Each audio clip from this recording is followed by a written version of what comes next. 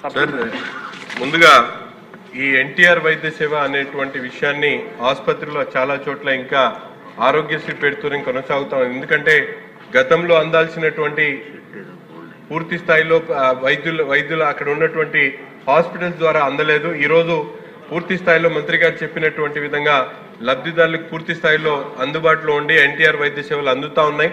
Private హాస్పిటల్తో పాటు ప్రభుత్వ ఆసుపత్రుల్లో కూడా ఈరోజు చాలా వరకు పనిచేస్తున్నటువంటి పరిస్థితి ఉన్నప్పుడు కూడా ఇటువంటి ఏదైతే బకాయిలు ఉన్నాయో కొన్ని ప్రభుత్వ, ముఖ్యంగా గుంటూరు ప్రభుత్వ ఆసుపత్రి ఈరోజు దాదాపు 1900-1500 బెడ్స్తో పాటు 3000 మంది ప్రతిరోజు కూడా హాస్పిటల్కి వస్తూ ఉన్నారు. ప్రతి సందర్భంలో కూడా అక్కడ షార్టేజ్ ఉన్నాయి. కాబట్టి అటువంటి హాస్పిటల్స్కి అవసరమైనటువంటి గతంలో అనేక పర్యాయాలు మన ప్రభుత్వం ఉన్నప్పుడు 2014-19 మధ్యలో అనేక సందర్భాల్లో గౌరవ ముఖ్యమంత్రి గారు ఆనాడు చంద్రబాబు నాయుడు గారు ఒక 20 కోట్ల రూపాయల ఆసుపత్రికి ఇవ్వడం జరిగింది.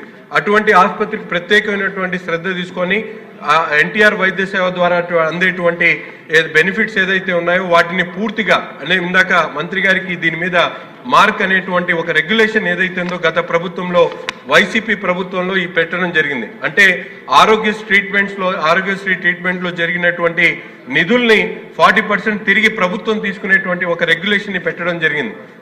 దాని ద్వారా ఇప్పుడు వచ్చేటువంటి నిధులు ఒకవైపు డాక్టర్స్ సంబంధించినటువంటి 30% ఇచ్చిన తర్వాత బెడ్ మెయింటెనెన్స్ కోసం ఇచ్చేటువంటి 40% తర్వాత ఈ మార్క్ రెగ్యులేషన్ తో వచ్చేటువంటి అన్ని ఏదైతే బెనిఫిట్స్ ఉన్నాయో అన్ని కూడా డైవర్ట్ అవుతున్నాయి. కాబట్టి ఇటువంటి పెద్ద ఆసుపత్రులకి అటువంటి రెగ్యులేషన్ తీసేయమని చెప్పి కూడా గౌరవ మంత్రి గారిని ఈ సందర్భంగా కోరుతా ఉన్నాం. దానివల్ల గుంటూరు ప్రభుత్వ ఆసుపత్రికి దాదాపు ఈరోజు చూస్తా ఉన్నాం ఎప్పటి నుంచి ఇప్పుడు దాదాపు 4 కోట్ల రూపాయలు అన్నారు. అవన్నీ పోయిన తర్వాత 4 కోట్ల రూపాయలు యాక్చువల్ అమౌంట్ అయితే 8,64,00,000 రూపాయలు ఈ రోజు రావాల్సినటువంటి పరిస్థితులు ఉన్నాయి. సో ఇటువంటి మార్క్ రెగ్యులేషన్ తప్పనిసరిగా గుంటూరు ప్రభుత్వ ఆసుపత్రికి తీయడంతో దాని డెవలప్మెంట్ కోసం అవసరమైనటువంటి నిధులు హాస్పిటల్ డెవలప్మెంట్ సొసైటీ ద్వారా కొత్తగా డెవలప్ చేసుకోవడానికి అవకాశం ఉంటుంది. కాబట్టి ప్రత్యేకంగా గుంటూరు ప్రభుత్వ ఆసుపత్రికి ఆ రెగ్యులేషన్ తీయాలని చెప్పి గౌరవ మంత్రి గారిని ఈ సందర్భంగా కోరుతా ఉన్నాం. గౌరవ సభ్యులు ఎన్టీఆర్ వైద్య సేవ బ్రాండింగ్ జరగాలని చెప్పారు, కానీ వారు అడిగిన ప్రశ్న ఆరోగ్యశ్రీ అని అడిగారు. కాబట్టి సభ్యులందరూ కూడా నేను కోరుతున్నది ఏంటంటే ఎన్టీఆర్ వైద్య సేవ ద్వారానే సేవలు అందుతున్నాయి. బ్రాండింగ్ కూడా ప్రతి ఆసుపత్రిలో తదనుగుణంగా ఇవ్వడం జరిగింది. తర్వాత వారు ఏపీ మెర్క్ గురించి ప్రస్తావించారు.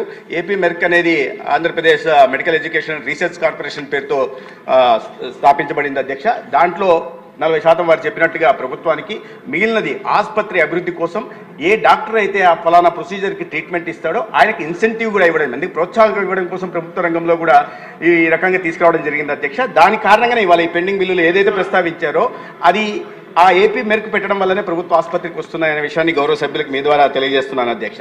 ఇక రెండో విషయం, గుంటూరు ఆసుపత్రి గురించి వారు ప్రధానంగా అభివృద్ధి గురించి ప్రధానంగా ప్రస్తావించారు.